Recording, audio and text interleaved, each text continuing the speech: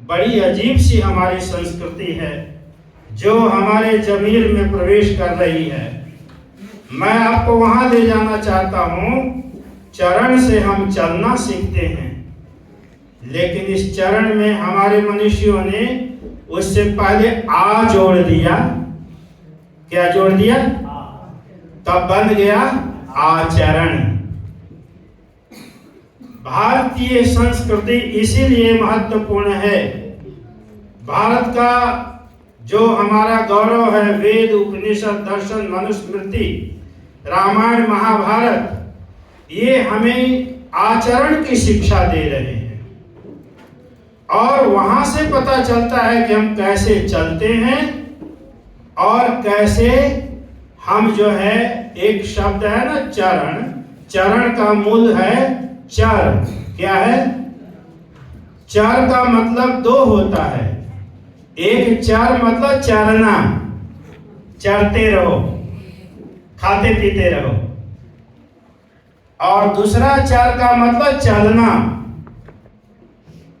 जिस देश का खाना पीना उत्तम होगा, जिस देश में गौ माता की पूजा होगी, गौ माता का पालन होगा, जिस देश में दूध, दही और घी की नदियां बहती हों, और जिस देश के चाल चलन उत्तम हो, उस देश का संविधान इस विश्व के अंदर कभी भी फीका नहीं हो सकता। और ये हमें कहां से सीखने को मिला? जननी जन्मभूमिश्च स्वर्गादपि गरीयसी। भगवान राम ने बोला था, विभीषण को कहा, वो कह रहे थे कि आपने लंका को मार दिया है, लंका में रावण को मार दिया है, अब कुछ देर यहाँ आराम कीजिए, यहाँ का सौंदर्य देखिए। तो मर्यादा क्यों कहलाए राम? मर्यादा पुरुषोत्तम क्यों कहलाए? कहा नहीं, मैं वचन दे के आया हूं कि 14 वर्ष जब बीत जाएगा, 14 वर्ष के सही समय पे हमें अयोध्या लौटना है। भरत तो मेरे खड़ाओं पर वहां का राज कर रहा है। और इस बात को याद करके कहते हैं, नहीं, जननी जन्मभूमिश्च अपि स्वर्गमयी लंका नामे लक्ष्मण रोचते, जननी जन्मभूमिश्च स्वर्गादपि गरीयसी। हम उस मर्यादा को लेकर चल रहे हैं, हम उस वेद की ज्योति और वेद के ज्ञान को लेकर चल रहे हैं।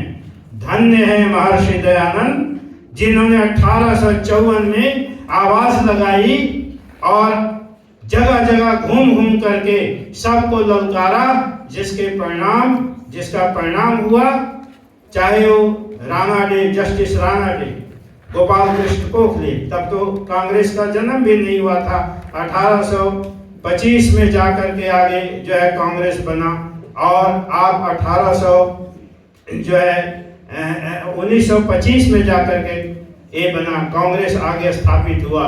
और जो है 1854 की बात मैं कह रहा हूँ, 54, तब से लाला लाजपत राय, भगत सिंह आए, राम प्रसाद बिस्मिल आए, चंद्रशेखर आजाद आए, और नाना प्रकार के इतने आंधी तूफान की तरह आर्य समाज के लोगों ने जो है देश के लिए लड़ाई ली। और उसी का एविडेंस मैंने कोविड के दिनों में एक पुस्तक लिखी थी, और ये आपके सामने अभी दी जा रही है। भारतीय स्वतंत्रता संग्राम में आर्य समाज का विशेष 80% योगदान पढ़ने लायक है। आप पढ़ेंगे तो इससे आपको एक बहुत बड़ी शक्ति मिलेगी। तो मैं कहता हूं, आप कहते रहो गांधी को, आप कहते रहो गांधी को कि वह राष्ट्रपिता था, लेकिन मैं कहना चाहता हूं, गांधी तो तब पैदा, उस समय जो है कांग्रेस पैदा भी नहीं हुआ था, और 1854 में ललकार दिया महर्षि दयानंद ने। 1873 में सत्याग्रह प्रकाश में लिख दिया, स्वराज्य, स्ववस्तु, स्वभाषा के लिए जो इस धरती पर अभिमान करेगा, स्वाभिमान करेगा, वही जो है अंग्रेजों से अपना शासन प्राप्त करेगा। और उस महर्षि दयानंद को मैं कहना चाहता हूँ, ओ महर्षि दयानंद राष्ट्रपिता ही नहीं, बोलो गौरव से, ओ महर्षि दयानंद राष्ट्रपितामह थे। वो राष्ट्र पितामह थे जिन्होंने सबके अंदर वो ज्योति जला दी। समय कम है, मैं 2-1 मिनटों में कुछ अपनी और एक भावना जो है कुछ पंक्तियों के साथ